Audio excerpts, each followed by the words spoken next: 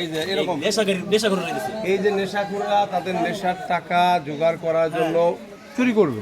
হ্যাঁ, আমরা অনেকে দেখেছি কি জানেন, প্রথমে বাড়িতে তার বাবা মার কাছে বাড়ির জিনিসপত্র বিক্রি করে, এরপরে দেখা যায় যে বিভিন্ন দোকান বাড়ি এখান থেকে যা পাবে স্কুলের জিনিসপত্র, রাস্তার ম্যানহোল, এগুলা কিন্তু তারা চুরি করতেছে। তাহলে সমাজে কি এই ক্ষতিটা কিন্তু সবার হইতেছে না? তাহলে আমাদের সবারই কিন্তু এটার ব্যাপারে সচেতন হইতে হবে। শুধুমাত্র আমরা এটা আপনাদের এই এলাকায় সব বন্ধ করতে পারবো না, এমন কি এত লোক আমরা কি সবাইকে পাবো?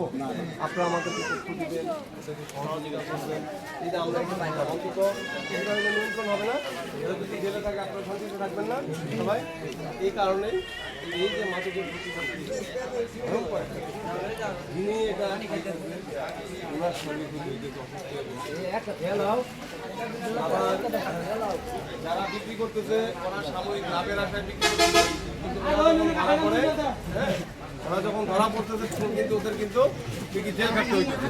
তাহলে এটা কি কোনো ভালো কাজ হচ্ছে?